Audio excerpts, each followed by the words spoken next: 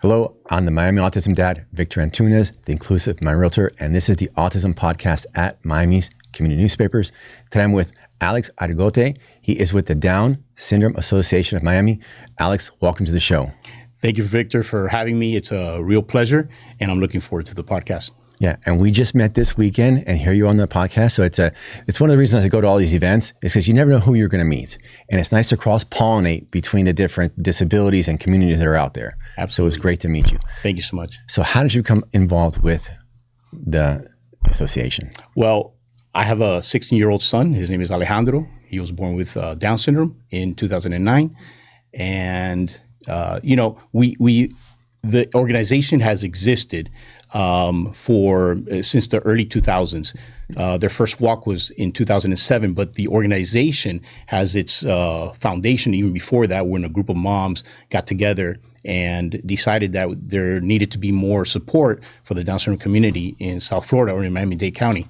So we've been members of the Down Syndrome Association since my son was born. We went to our first walk in 2009. He was in his stroller, and it was just an amazing atmosphere. So many things going on, the walk, music, party, just a great time. And we went to the walk every year since then. And around 2019, one of the board members, Nick Gutierrez, which we actually knew each other from before, but we started having conversation about, involvement and, Down Syndrome Association of Miami and where it's going. And I just kind of hinted, I've always had an interest of being more involved in the community. And he was like, ding, ding, ding, come to our next board meeting and I'll introduce you and let's see what happens and where it goes from there. So since 2019, I've been a member of the board. I started off as kind of like being a physical laborer, I'll go pick up this and that and I'll help with the boxes. And that was kind of like my involvement. And then the following year, the current president at the time, Lillian Roselle, who's actually the co-founder of the organization as well, she stepped down to pursue other interests in special needs. So they were like, hey, who's going to be our next president? And they looked at me and I was like, well, if you want it, I'll do it. I'll take it on. So I've been the board president since year 2020. Good for you. So your boy, Alejandro, he's 16. He's in high school now. Yeah. Where's he going to high school? So he's a sophomore at Southwest Senior High. They have a great special needs program there. Every day he leaves the car and gets out of the car and with a big smile on his face. He's not able to verbalize to me what his thoughts are, but I know he's happy and he's in a good place there. So we're very happy with the program there at Southwest Senior High. Very nice. Has he always been mainstreamed? He started out in the public school system in the pre-K program. And then from there, he did his elementary schooling at Miami Learning Experience. It's a wonderful private school. They're off of Miller and 82nd Road. And, great experience there. And then when he hit high school age, we felt that he needed to we just felt the time was there for him to move on and be in a bigger atmosphere, maybe more things that were going to be offered through the public school system. So we took the plunge into public schools, and it's been good since then. My daughter's 8, so she's still quite young, but I'm in an Autism Dads group. So there's dads with older kids, and they say the same thing, that their kids, when they were small, that they were in autism schools. But when they got to a certain age, like teenager, like 15, 16, they just felt that their kid needed a bigger just atmosphere, like you were saying. Because at the smaller schools, it's like the lens is always on you. Right. Whereas when you're in a high school, in a public high school, all of a sudden you can just blend in with the crowd. And they'll put these kids in these bigger environments and they just blossom. Correct. So is that what you saw with your boy? Yeah, that's the way we felt about it. He was in a very small bubble at the private school, but it's not like we just put him in a huge bubble in the high school because, yes, it's a way bigger student population, but he's still in a small bubble. He's still in, what they call self-contained. Yes. So, but he does get exposure to the school when they switch classes. he's joining the general population in the hallway. Yes, he is. He's going to his next class. Obviously, there's a great level of supervision, but he's there mingling in a way with the neurotypical kids, the typical kids. He attends the pep rallies and that sort of thing. So there is more exposure to the typical students in a setting like a big public high school. Which is good for everybody, because it's good for your boy because he sees another experience, and it's good for the typical kids because now they have this disabled population around them and they can learn how to be around them, be their friends. I think it's a fantastic opportunity that you've given your boy there. Absolutely. Now, the program was started, you said, by divine intervention. What did you mean by that? So, I'm a man of faith, and I believe everything happens through divine intervention. I believe we are here because we're supposed to be here. And I believe that it was God that brought this original group of moms together to start the Down Syndrome Association of Miami.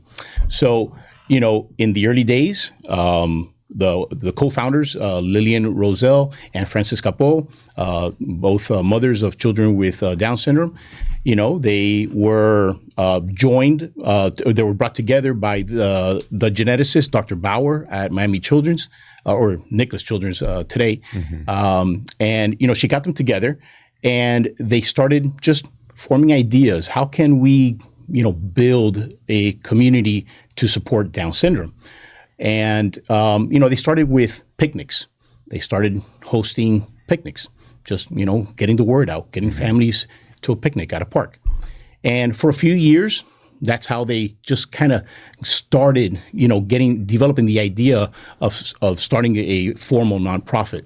And then, more moms were brought in, families brought in, and then eventually it formed into a formal nonprofit, 501c, Down Syndrome Association of Miami.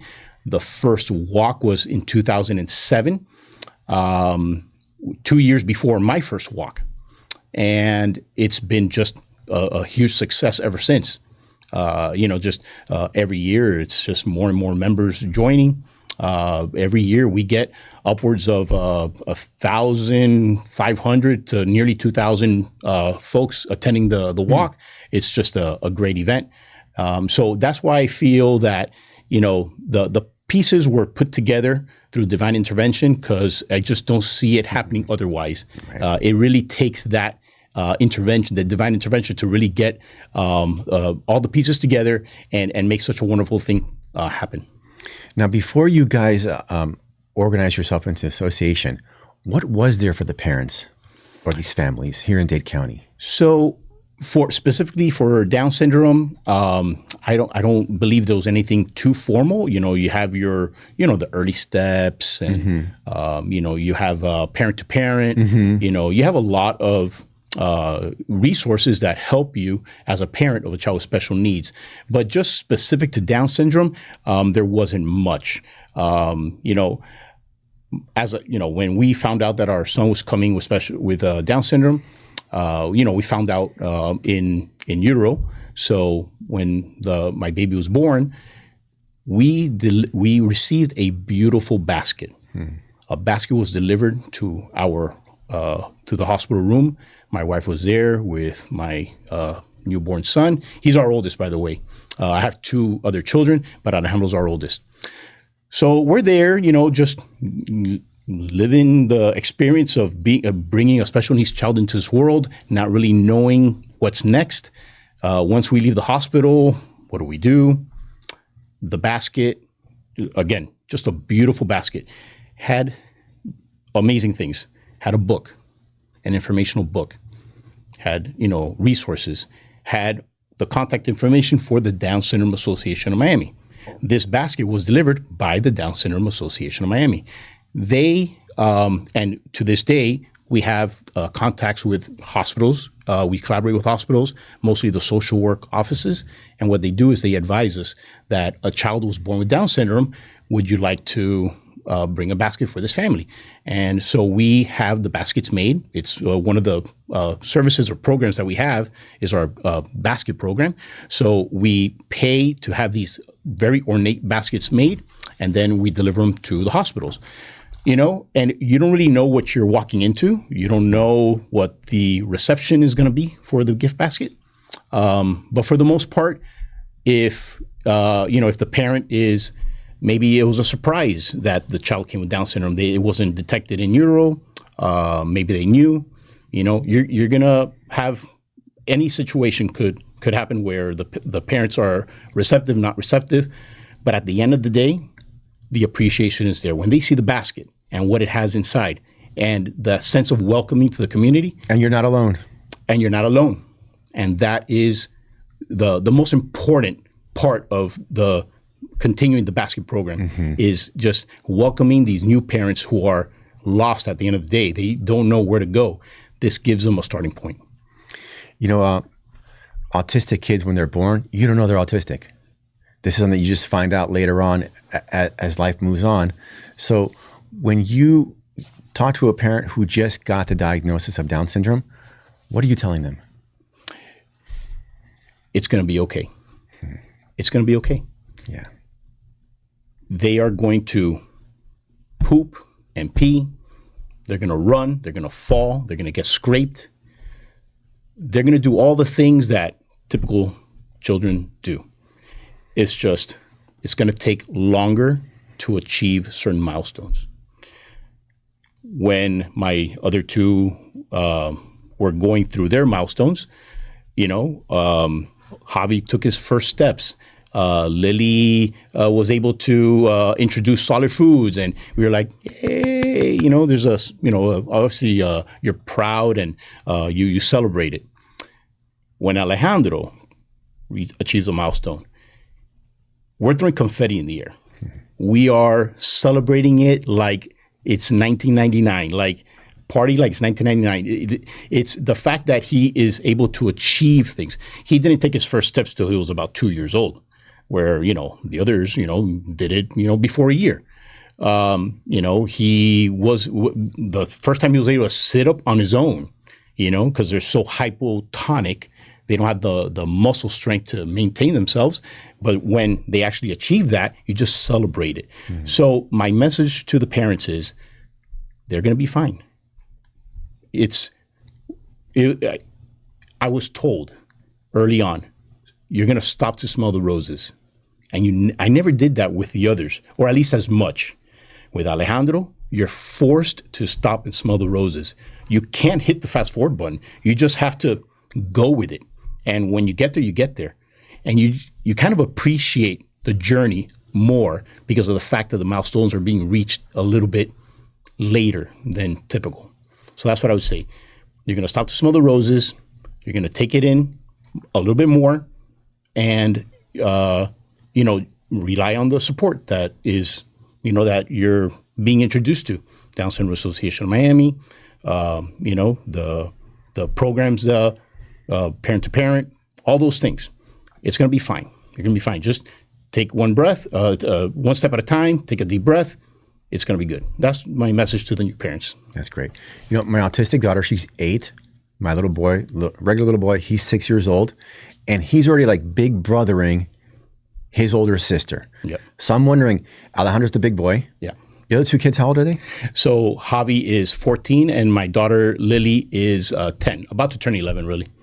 So Javi, is he big brothering his big brother? How is that dynamic working out? It's amazing that's such a beautiful relationship with the two of them. They grew up almost like being twins. Mm-hmm. Alejandro and Javi have always been typically about the same height. Because Alejandro just slower to grow, mm-hmm. and Javi just catches up, and then there's a point where they're just steady right there. Now Javi is like significantly taller, but it's just talking about his approach to his brother. He has this heightened sense of sensitivity, this nurturing attitude with his brother.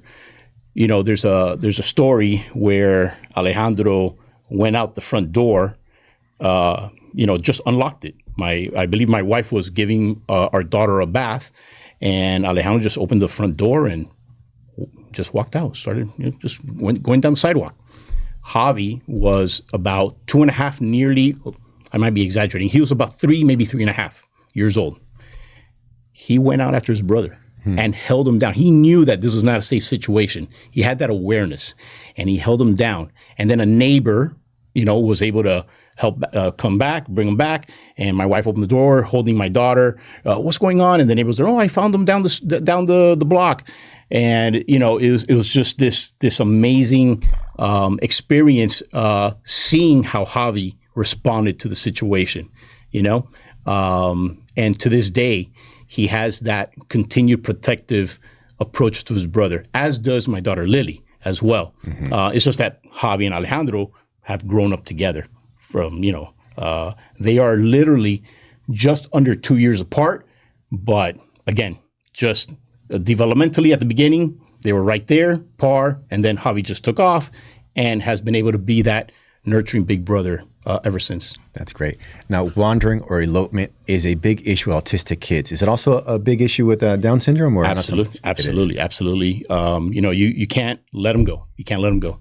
He disappeared in Disney World one day. Let me tell you, if you're going to lose a child, lose him in Disney World. Place. Oh, that's the place. Nothing's going to happen. And families. Yeah. I remember going up to one of the characters. They call them characters, right? Going up to one of the characters, and I think I may have grabbed him. I don't know, but listen to me. My child, he has Down syndrome. He's, I think he was maybe 6 years old at the time. He's 6. He's nonverbal. I need help. And they were like, "Don't worry, sir. Don't worry." They took me into a little shop. And, did whatever, security, whatever. And then after they were done putting in the order, look for this kid, he goes to me, "Sir, don't worry. At this moment, there are 10,000 people looking for your son." I was like, "What?"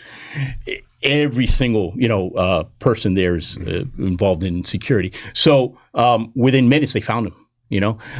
So it is, to answer the question, yes, it is a big concern. You can't let them go. Wandering off, disappearing, absolutely is a big issue, and is actually one of the goals that we have for him in school, even to this day, is just safety, safety awareness. What do you mean by that? Safety awareness in the sense of, don't leave with strangers. Okay. The regular stuff. The regular stuff. Yeah. But, even in high school, you have to keep pushing it because it could happen. Back to high school, I'm glad you did that, because as a parent of a daughter with autism, I worry as she gets older and maybe gets mainstreamed about bullying. Has that ever been an issue with Alejandro? At all. Not to my knowledge. I think it's also, because of the setting that he's in, where it's self-contained. So every child in the program or in the school, in the classroom, has a special need. So I don't remember that ever being an issue, or even hearing of that being an issue. I would imagine if they're mainstreamed, that might be an issue. But I don't believe it's an issue. I would guess it would depend on the setting that they're in. Mm-hmm. Yeah. That's great. With autism, I'm guessing, obviously with the different levels, they could be mainstreamed, of course, right? And it would lend itself to that more. But with Down syndrome, I don't see it as something that we need to focus on. Okay. Now back to your daughter, Lily. She's 10 years old. How is the dynamic between Lily and Alejandro? I tell Lily, because she's so quick to just not argue, but just drive her point, and she's usually correct. And I say, "You're going to be a lawyer. You're going to be a lawyer." But really, no, she's not. I think she's going to be more of a nurturing profession, nursing, teacher, something like that, because the way she is with Alejandro, she will volunteer to prepare his lunch. She will volunteer to just do things for him, where I see other, 10-year-old girls, they're in their thing, and she's into those typical things as well.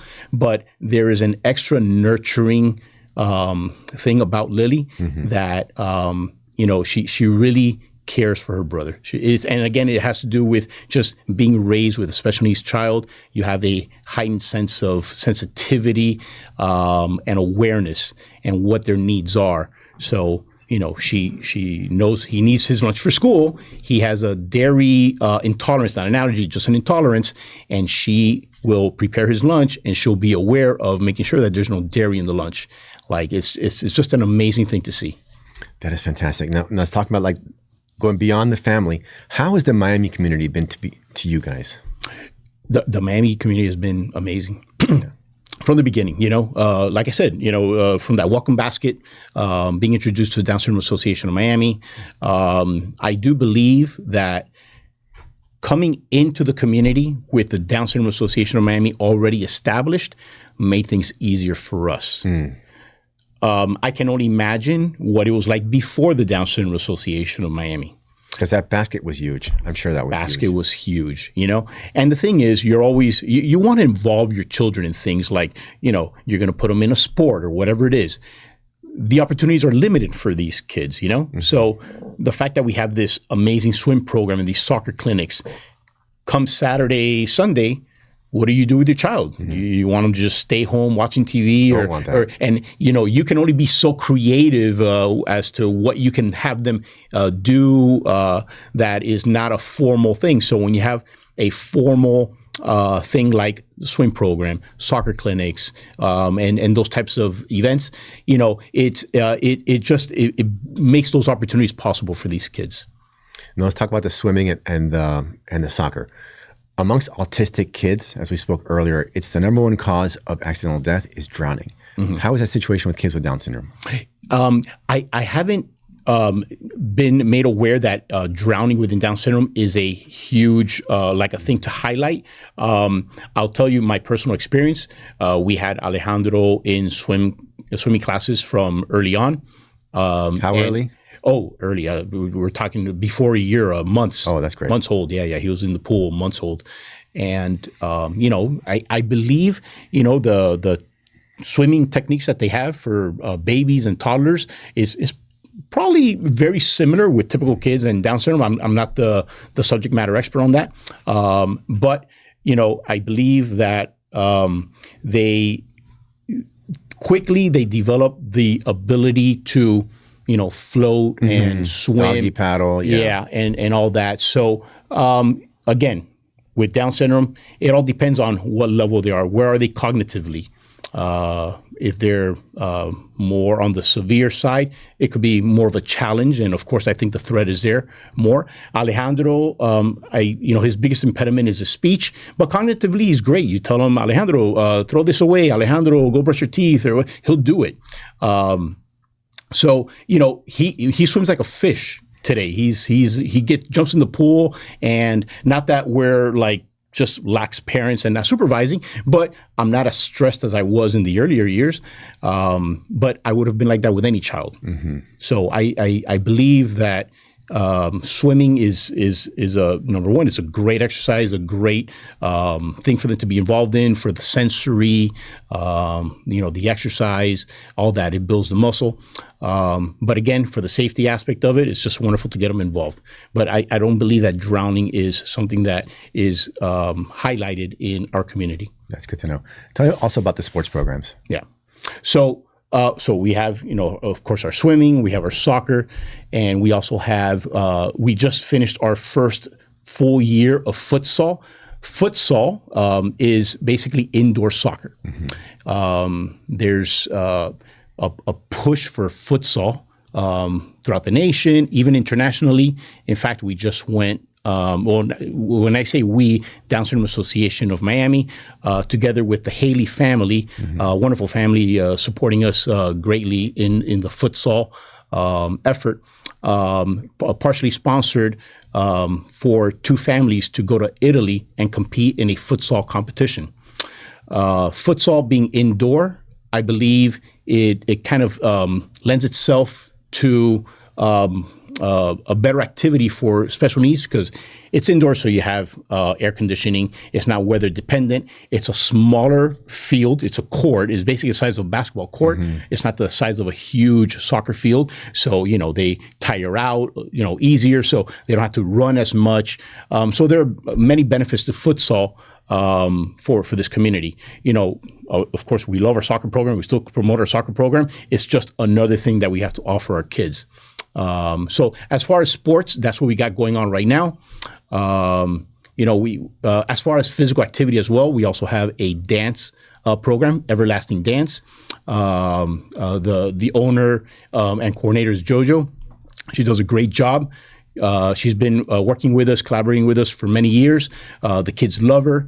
Every year she supports us in not just managing the Everlasting Dance for these kids, but she does choreographed performances at our walks, and also just any other event we may do throughout the year. We'll regularly get invited to, for example, local universities, Miami-Dade, FIU. They'll invite us, and we'll do a little.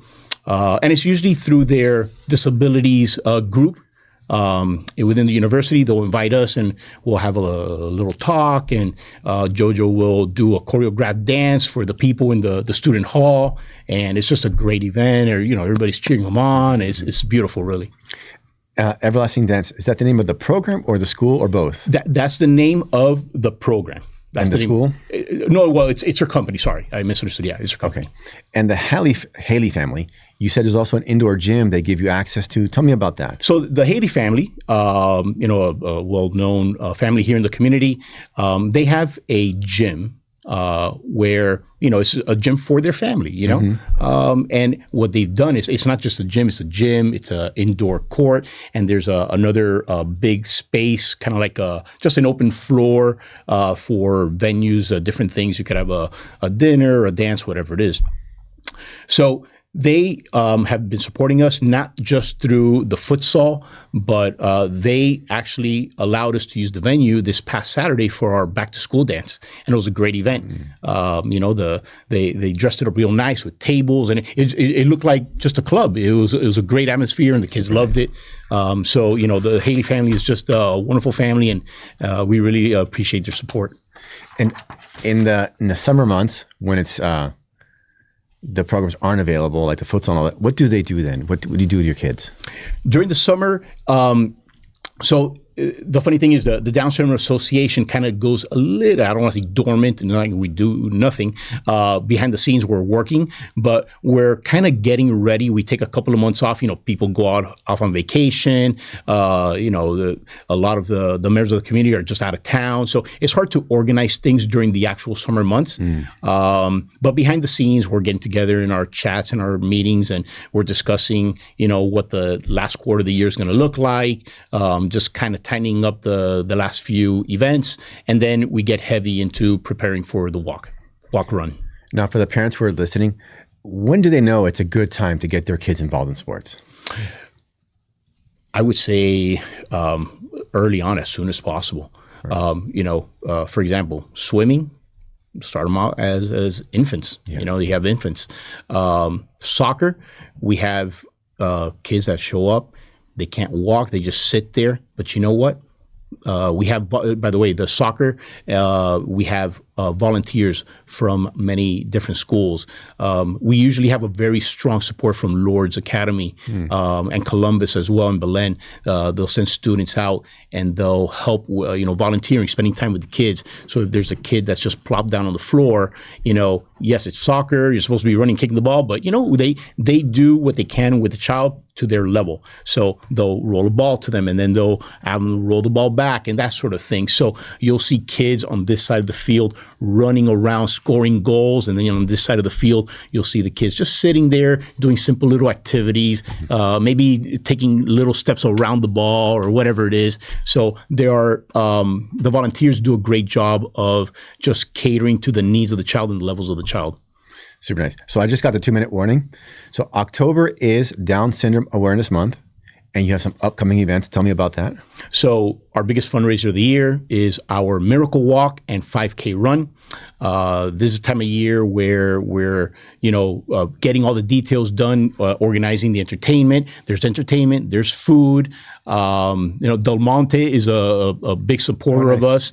They always provide us with a big shipment of bananas for the runners, get that potassium in after a run. Williamson Cadillac provides water.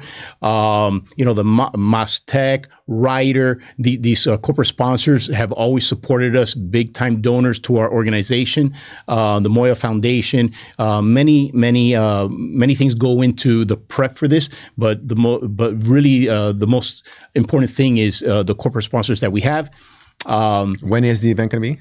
The event is going to be November 2nd. And how do people find out about this? So you can go to our website, dsaom.org. You go to the website. There's a direct link to Run Sign Up. Run Sign Up is the third party that we use to register the runners and the walkers. And it's the Miracle Walk because it's at Miracle Mile. Is that correct? Or so it more just the miracle of life, the miracle of what it means to have Down syndrome and be productive in society. But the walk actually used to be on the Ponce Circle, and I would say it's been quite a number of years already that we've been doing it on right by Coral Gables City Hall on Biltmore Way. Okay. But yeah, I get it leads right into Miracle Mile, does. So it's just a convenient a pun. Yeah, that's a good name. Yeah. Okay, so I've got 5 last questions I want to ask you before we close out. Okay, so the first question is, one word that best describes the Down syndrome community in Miami. A word or a phrase. Support, caring, loving, and enrichment. And gift baskets. And gift baskets. Yeah, nice. Yeah. Okay. Yeah. Second question. The biggest lesson you've learned from the families you serve? That it's important to continue serving because I see the need. One of the things that motivates me is not just my son, but it's every time I meet a new family, and I see the gratitude that they show because of the support that has been provided by the Down Syndrome Association of Miami. That's what leads me to continue on this mission, as well as I'm sure I speak for the other board members who have, we have folks that have been there since the inception. We have some newer members, and we are all just motivated by how the organization affects these families in a positive light. That's phenomenal. Yeah. Third question is, if you had a billboard on I-95, what message would it say? Well, we have actually, this time of year, we actually have billboards that are sponsored by Clearwater. Every year they put up the digital signage on billboards announcing our organization and the walk. But what would it say? It would say Down Syndrome Association of Miami is here to support you. And we would love to have you come out and support us so that we could continue to do all the wonderful things that we do in the community. Yeah. And you know what's really important about your organization and many others is that it was founded by parents who saw a need. There was a gap in services or community, and they just founded it. Like parent to parent, same story. You guys, same story. And a lot of these little private schools, same story. Parents saw a need and a gap, and they filled it. And that's just really phenomenal what you guys are doing. That's exactly how it happened. And and I think and that's the reason why it's going to continue, because there's always going to be a gap at the end of the day. We just got to fill it as best possible. And it's the only way to do that is by continuing our efforts at a grassroots level, fundraising, getting people involved. We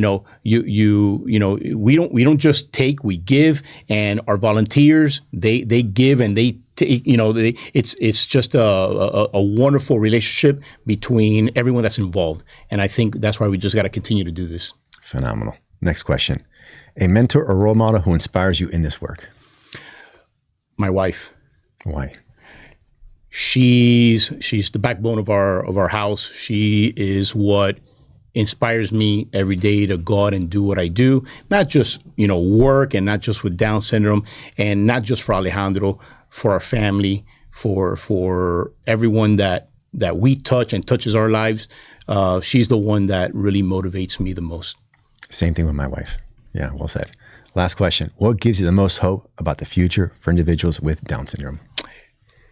The fact that, what are we about? Our mission is to educate Miami-Dade County and beyond, of course, right? But we'll start small with Miami-Dade County, educate about Down syndrome. What is Down syndrome? And the fact that these kids can be productive members of society. So we want to promote acceptance. And what I've seen so far with things like No Limits Cafe and these employers that continue to employ our children, our families with Down syndrome, that's very promising, and it's uplifting, and and that's what I hope to see even more of it. But I think we're off to a great start, and I'm looking forward to the future to see where we go with this. Yeah, we are off to a good start. There's still gaps, but I'm confident we're going to fill them. Absolutely. Yeah. Alex, let's turn to the camera and we'll sign off. So this has been the Autism Podcast with Alex Argote of the Down Syndrome Association of Miami. Thank you for joining us, and we'll see you again next time.